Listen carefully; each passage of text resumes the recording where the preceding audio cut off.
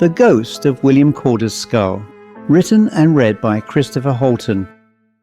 Gregory Aspach was a rather spoilt fellow and had been fortunate to be the only beneficiary of his father's will. As a sole surviving member, he lived for many years in a large, rambling Georgian townhouse on the edge of Bury St Edmunds in Suffolk, England, with only his housekeeper, Mrs. Milne, as company. His drawing room served as his base for a lifetime preoccupation of collecting anything connected with the paranormal. The room, although spacious, allowed little room to move around his desk. The floor and shelves were piled high with esoteric oddities that he had collected his entire life. Access was such that between the groaning collection of books, manuscripts and objets d'art, a narrow corridor needed to be wider for one person to pass. Despite his housekeeper's protestations, he had resisted any challenges to declutter that room, as his collection served as reference and study material for his career as a writer of paranormal books. With it, his work would be protected. What made matters worse, Mrs. Milne thought, was that there was a never-ending stream of callers to his house, offering even more material, as Aspach was known to be rather a soft touch and very generous. It was during the afternoon of a wet mid-April in 1957 that he was alone in the house when he received a visitor, a rather shifty-looking type whose unkempt and scruffy appearance made him look more like a man of the road rather than, as he claimed, which was as a gravedigger working for a local cemetery. This man, who spoke in a rich Suffolk accent, was wearing a flat cap and holding the handle of a large battered and rusty japanned metal case with one hand. He removed his cap and said, "Forgive me, sir, my name is Dan Sykes, and I recently discovered this box while working in the cemetery at St Giles. It be buried in a new grave space I was digging." He then offered Aspach the case and added, "There is something inside which I'm sure you might like. This case, I can say, was buried illegally, as there are no records that exist to explain its presence there." For fear of getting his hands dirty, he reluctantly accepted it by holding the handle with a handkerchief before resting the box in the hallway. Having invited Sykes into his home, he opened the japanned case large enough to serve as a box for a top hat. Inside he saw a rather large skull of a man, its lower jaw wired to the upper. He thought that to be very odd, as this is a method used by medical schools to display human skeletons anatomically. The skull looked like it had been buried for quite some years, as the case around it was severely corroded. He also discovered a small handwritten note wrapped in grease paper which read, "Leave well be, it will summon the dead." The note immediately piqued his interest. At first he assumed the skull was probably removed during some recent building work to preserve St Giles Church, which, as he recalled, was an abandoned medieval country ruin still used for burials and located in West Suffolk. He turned sternly towards Sykes. "Now listen here, my good man. If this was stolen from a hospital or grave, I will report this to the police and the county coroner. This is your last chance to walk away if it isn't as you say." Still holding his cap nervously with both hands, Sykes implored, "I tell you the truth, I ain't no thief nor liar. I heard about you from reading one of your books, and you asked anyone to contact you here if they have something of interest. So that's why I came here right away in me work clothes." Pointing towards the paper in Aspach's hand, he added, "That note was inside, and the case and skull were found in a spot not used for burials, so I thought I'd give you a first refusal. I only want £5 for it, and with that I'll be gone." Having been satisfied by Sykes' earnest plea, he handed over a £5 note and a bonus of £1 as a show of good faith to keep quiet about this. Sykes rolled the two notes excitedly and put them into his pocket. He put on his cap and said, "Thank you, sir, a true gentleman." With a smile, he bade Aspach good day, and on leaving said, "My lips are sealed. Trust me, I'd lose my job if this got out." After hurriedly leaving, Aspach closed the heavy front door as he collected the encased skull from the hallway. He then put the skull into a cardboard box, as he didn't want to frighten Mrs. Milne any further than he had already done over the years, and then disposed of the case into the waste bin outside. Aspach was very curious about the skull and its ominous note, which appeared to have been written hastily by a trembling hand in pencil. Still not entirely convinced that this wasn't an elaborate trick being played on him, he left the note on his desk beneath a paperweight. During the night, around 1 a.m, he was roused from his sleep by an excited and frightened Mrs. Milne, who repeatedly rapped his door, shouting, "Did you not hear a loud crash from the drawing room, sir?" Aspach quickly put on his dressing gown after shouting to Mrs. Milne that he was coming immediately. Grabbing a flashlight, he opened the door to find Mrs. Milne in her nightie and dressing gown, shaking quite noticeably. "Sir, you must call the police. I'm sure I heard someone walking around there." Summoning the courage to walk down the sweeping brass rail staircase that adorns these large townhouses of the 18th century, he nervously stepped down the stairs, shouting, "You better go, I have a gun." When he reached the bottom, he could hear shuffling heavy feet and a mumbling sound coming from within the closed door of the drawing room. He quickly flung the door open and aimed the lit flashlight into the room's shadows. Knowing that physical access here was restricted, he flashed light along the narrow access way to his desk and was shocked to see a large grinning skull sitting on it and facing towards him. He dropped the flashlight after seeing it as its hollowed and gloomy eye sockets seemingly stared disdainfully towards this intrusion. Mrs. Milne, meanwhile, entered the room and quickly turned on the lights. Upon looking within, neither could see any other persons present, and upon seeing the skull, she screamed, "That skull frightened me. Where did that come from?" Aspach assured her, "I forgot I had left that skull out for examination in the morning, as it is part of a research project I'm working on, so Mrs. Milne, there is no need to worry." He smiled and added, "This skull gave me quite a jolt too." Mrs. Milne, quite openly scornful of Aspach's somewhat lame excuse, shook her head and replied, "Better tell that to the police I called. They will be here shortly. I'm off to bed with a stiff brandy." With that, she shuffled into the gloom of the hallway and ascended the staircase. After the police had called and checked the property, they assured him all was in order, advising Aspach to install an intruder alarm that would alert the police immediately to any intrusion. He had considered it for some time, although now he questioned what he initially heard and saw. Aspach returned to the skull, which still rested on his desk, and decided to make inquiries in the morning by checking his files for any clue that might elicit the source. He put down the noises in the drawing room to his imagination, and perhaps he genuinely had forgotten that he had left the skull on the desk in the first place. Feeling too tired to think further, he returned to his bed for a somewhat restless night until the morning, from which, after breakfast, he cleared another corridor to his bookcase in the drawing room. He then recalled a story from a book written by a local author, a man named Robert Thurston Hopkins, entitled Adventures with Phantoms, which referred to the case of William Corder, who was executed by public hanging at Old Bury Jail. According to an entry on page 15, there is a reference to Corder's skull, which, if to be believed, was stolen by a respected local physician, Dr. Kilner, who had secretly exchanged the skull for another as it was left on display as a teaching aid for young doctors and nurses at a West Suffolk hospital. Kilner crept into the hospital late one night and removed the skull while working under candlelight. According to the book, a breeze from nowhere kept blowing out the candles, making his task much more difficult. This played on his nerves, but he brushed it off as mild hysteria and made the exchange. Also, according to the book, Corder later made several ghostly visits to Kilner's home to demand the return of his skull.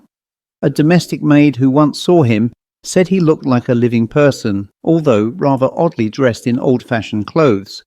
Kilner was not at first so willing to comply, and it was only through bad luck and other events that he experienced that convinced him to dispose of the skull to appease Corder. Realizing that the hospital may ask questions, any notion of a return there was entirely out of the question. Instead, Kilner turned to his friend, the father of Thurston Hopkins, who resided in the former governor's house, which stands inside the walls of the now-defunct jail. He believed that by burying it near the scene of his execution, Corder would leave him and Thurston Hopkins in peace. Thurston Hopkins, Sr., initially agreed to help, but his fortunes also turned for the worst after accepting it. In desperation to resolve this curse, he put the skull in a japanned metal case. He paid a local gravedigger to dispose of it quietly by unofficially burying it in the sanctified grounds of an old churchyard known as St Giles.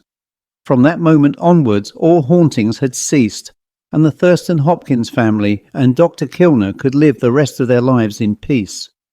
Aspach was well aware of the William CORDER legend, having visited the museum at Moyses Hall, where dried portions of the executed CORDER's scalp were displayed here, as was a book on the trial bound in CORDER's skin.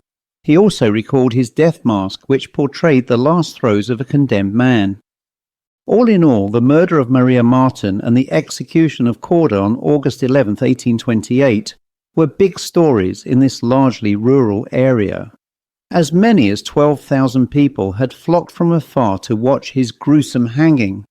It took over half an hour for him to die, as it necessitated the hangman Foxton to weigh down his body with his own to finish the life of CORDER, whose choking and screams were found unsettling to the ladies who had gathered at the execution scene. Aspach then turned to the missing skull. He asked quietly, "So, is this undoubtedly CORDER's skull?" A cold chill ran down his spine like a shock of electricity, warned about the possible repercussions of owning such a skull, and its alleged dark powers terrified him, and yet he had to learn more. Perhaps this skull may be a key to revealing the afterlife. For the next few days, whilst Aspach was contemplating yet another visit from CORDER, he received news that a small electrical company he had shares in was struggling to survive after losing a contract in India. It looked likely to fold with the loss of 20 local jobs, which troubled him. The potential investment loss was slight compared to his fortune, but the thought that the skull may be responsible spurred him into action. He contacted a physicist and fellow student of the paranormal in London, Professor Wilkins, who had spent years unsuccessfully attempting to form a psychic bridge between this world and the next. Aspach thought the potential offered by the skull might be the portal to determine his theories on the afterlife. Wilkins, when contacted by telephone, was highly excited by the events relayed to him by Aspach. At his invitation, Wilkins agreed to spend some days at his home in Bury St Edmunds to assess the potential of what was believed to be CORDER's skull. Aspach and Mrs. Milne, hopeful that Wilkins might resolve the situation, retired to their respective bedrooms and quickly fell asleep. However, at 1 a.m, Aspach was awoken by someone pacing up and down the corridor outside his room. He at first assumed it was Mrs. Milne and called after her, and the footsteps stopped immediately. He then opened his bedroom door with a flashlight in hand and quickly scanned the light up and down the corridor, and there was nobody to be seen. He then sat up in bed, nervous about what may happen next. Sleeping was now clearly out of the question, as something was amiss. Dismissing Mrs. Milne as responsible, he was confident that CORDER's restless spirit caused the noises and feared what might happen next. Despite staying awake for a few hours, he quickly succumbed to sleep and awoke at 9 a.m. when a cheerful Mrs. Milne called into his room with his breakfast and the morning newspapers. As he accepted the breakfast tray from Mrs. Milne, he thanked her and added, "Did you hear any noises during the night?" She replied, "Only your snoring, but I soon fell to sleep." Without adding anything further, he told Mrs. Milne to prepare a guest room, as he expected Professor Wilkins over the next few days. "Will he be staying long, sir?" she inquired. "Not sure at the moment, Mrs. Milne. We have considerable work to complete." Mrs. Milne then reminded Aspach that she was away later in the day to travel to Dis, as she had plans to stay with her sister living in that Norfolk town. Aspach reassuringly replied, "As this was arranged some weeks ago, I have to be honest, Mrs. Milne, I had forgotten. But no worries, I can survive a week without your company. Please do pass my regards to your sister." Later that day, Aspach was interrupted by an engineer from a local alarm company who had called at his behest on police advice to install a complete burglar alarm system covering every external door and window. The system took some hours to finish, and at the end of it the engineer instructed Aspach how to turn on and off the alarm, and, if necessary, how to reset it. He also reminded Aspach that the system was linked to the local police station should it be activated. Thanking the engineer as he left, Aspach turned on the system as it was pretty late in the day, and he wasn't expecting any visitors during the late hours. However, at 8 p.m. that night, he heard a loud thud from the hallway, and someone was calling at the house. Upon opening the door, he was shocked to see Professor Wilkins, a diminutive figure of a man in his late 50s. He noted that he was holding a battered brown leather luggage case and looking somewhat dishevelled in a crumpled and wrinkled tweed suit, with his tie askew and slightly off dead centre to reveal a half-buttoned shirt. Wilkins broke Aspach's trance by saying, "May I come in, Mr. Aspach? You are expecting me, are you not?" Aspach quickly recovered from looking at the scruffy and bespectacled professor and helped him carry his luggage. "Sorry, Professor, I wasn't expecting you so imminently, although my housekeeper, Mrs. Milne, has provided you with a clean room to stay in." Mumbling under his breath, Professor Wilkins hauled his case up the stairs to his allotted room. Later, they met up at Aspach's desk in the drawing room. Aspach excitedly lifted a cardboard box from under his desk, inviting Wilkins to remove and inspect it. He also tried to show Wilkins the note that accompanied the skull, but that was found to be missing from beneath the paperweight. "That's very odd," remarked Aspach. "I left that note under the paperweight from taking this relic, but now it appears to be missing." Wilkins replied dismissively, "You shared the note with me on the telephone. Perhaps it will appear elsewhere. These things often turn out like that." After examining the skull with a somewhat eccentric monocle, Wilkins concluded, "Well, it's certainly that of a man in his 20s, and it has a patina which suggests age, but I can't understand why it's wired to the lower jaw. Are you sure it's conclusively the skull belonging to CORDER?" Aspach replied, "Well, my research points to several facts which can be read in Thurston Hopkins' book. They are that it was stolen from an anatomical skeleton, hence the wire. It was recovered in a japanned metal box, also referred to in the book. Lastly, it matches by age and sex, which could be attributed to CORDER." While scanning the skull, Wilkins smiled. "I think you may well be right, Mr. Aspach. I really do." During dinner, both men discussed the legend of CORDER and his hauntings, particularly how the skull would benefit Wilkins' research. It was clear that Aspach wanted the skull to go as he now perceived it to be a nuisance, but knowing Wilkins' interests, he decided to offer a wager. If Wilkins were prepared to sit the night with the skull, it would be his by morning. Wilkins's face lit up, and he quickly responded with an outstretched right hand. "It is a deal. Let's shake on it." As they shook hands, he added, "I was going to suggest this myself, and I've read of Thurston Hopkins' experiences, which may open a portal I can use in my research work. Absolutely capital, Mr. Aspach. I will sit with it from 10 p.m. tonight and report to you accordingly." Later that evening, Aspach retired to bed and left Professor Wilkins a cup of tea and sandwiches. He elected to sit in the drawing room. Somewhat predictably, perhaps, Aspach couldn't sleep, and he was confident that the skull would play mayhem once more, but he heard only silence after 1 a.m. Curiously and concerned for Professor Wilkins, he crept downstairs and entered the drawing room, where he found the professor staring almost hypnotically at the skull on the desk before him. The skull seemed luminous as it stared through empty sockets at Wilkins. The professor seemed utterly transfixed, and the sandwiches Aspach had prepared him sat untouched on the desk with a now icy cup of tea. Just as he was about to shake Wilkins, a loud crash came from behind, and a large column of books stacked up in the corner came tumbling down. In the half-light he saw, or thought he saw, a man wearing old-fashioned clothing and a beaver-skin hat walking out from the drawing room into the hallway. He quickly regained his senses and followed this misty-like figure, who stopped briefly, dipped his hat with a cruel smirk, and disappeared. He returned to Wilkins, who appeared to be back to normal and staring at his pocket watch. "Good God!" Wilkins exclaimed. "Look at the time!" And he continued, I thought I had been here only 30 minutes. I was staring at the eye sockets which appeared to glow slightly, and now you are here, and a few hours appear to be missing too." He fell back into the chair and looked up at Aspach as he continued somberly. "You really must get rid of this skull. It is pure evil. I can remember." He momentarily hesitated and, appearing confused, said, "I saw an execution with a young man swinging from a suspended rope. Yes, I do remember," he continued. "I saw in graphic detail Corder's execution and a tremendous rage and anger." He paused as Aspach noted a faint reddening mark around Wilkins's neck and exclaimed, "Are you sure it was Corder, Professor Wilkins? Look at your neck." Wilkins stood up, staring directly into a mirror and rubbing the reddening mark around his neck. "Oh my God!" he exclaimed. Aspach, realizing the enormity of the skull's power, replied, "We must get rid of this skull. Will you help me?"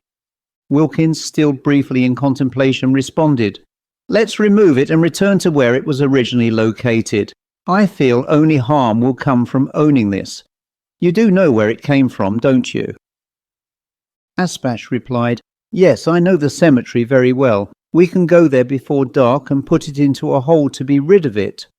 Wilkins retorted, "But if we do, nobody must know.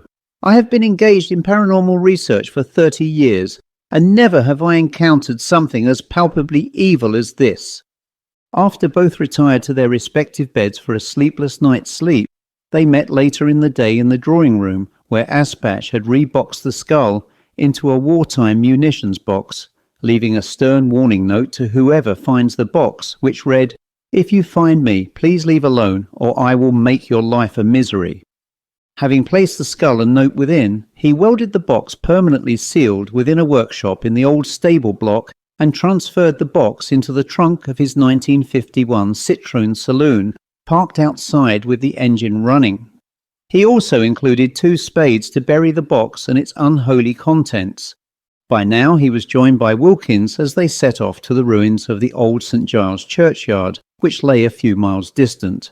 Having arrived some 20 minutes later, they ensured there were no other visitors while the box and skull were taken to a quiet corner where both men dug a deep hole just wide enough to hide the skull. After a few minutes of toiling with the box safely deposited, they filled the hole as it turned dark. Feeling relieved and pleased, both men failed to observe the presence of a solitary figure silhouetted in the gloom of a gathering fog, and perhaps aided to secrecy by the failing light. The misty figure had a menacing aura of a luminescent glow, but both men were too busy to note its presence, nor indeed the fact that it was slowly moving towards them. 2 days later, Mrs. Milne returned to the house to discover it seemingly empty. Despite frantic calling and checking each room, no other persons were on the property, and Aspach's car was missing.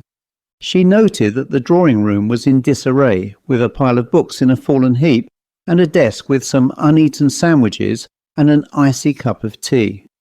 After a few hours, she decided to call the local police to report her missing employer, but she heard a knock at the door before lifting the heavy bakelite telephone. Upon answering, she was met by a man dressed in a casual suit, who identified himself as Detective Inspector Dryden from Bury St Edmunds Police. Having made a formal introduction, Mrs. Milne ushered the police officer inside, who told her in somewhat sombre tones that her employer was discovered hanging from a tree in the ruins of St Giles churchyard with another man that morning. He appeared to have died by hanging, and as he was but a few short feet from the ground, the process of dying from strangulation and asphyxiation must have taken some time to effect. In short, a very unpleasant death. He then reached into his pocket and pulled out a handwritten note, which Mrs. Milne identified as the writing of Aspach. Inspector Dryden then read the paper, which he assumed was some form of a suicide note, which read, "If you find me, please leave well alone, or I will make your life a misery." Mrs. Milne told the officer that her employer's business interests had fallen into hard times, and that he may have committed suicide because of this. However, she knew he had a guest, Professor Wilkins, staying with him then. Detective Inspector Dryden added, "Well," he intoned, The strangest of the strange is that Professor Wilkins, who we believe was an acquaintance of his, was found dead hugging the hanging body of Mr. Aspach from his waist. We think he assisted in his suicide and died from a heart attack, as his face was stricken with a terror I have never seen on a corpse. He concluded, "We aren't looking for anyone else, ma'am, as we believe this to be an assisted suicide and death by natural causes, although the coroner will have the last word. But the note he left is odd, to say the least." A few days after all police inquiries were completed, the coroner's verdict recorded a suicide and death by a heart attack. The case was now closed. It is said that in later years nobody would enter St Giles churchyard after dark, as it was claimed to be haunted by Aspach and Wilkins, and it is a legend that should anyone feast their eyes upon a third ghost in an old-fashioned beaver-skin hat, that they would be immediately struck dead. This phantom is believed to protect an unmarked grave in one corner of the churchyard, although the burial register claims no recorded burial. Nobody knows how or where this legend came from, but following 2 further apparent suicides from ghost hunters in the churchyard, nobody is prepared to find out for themselves. Are you? The end.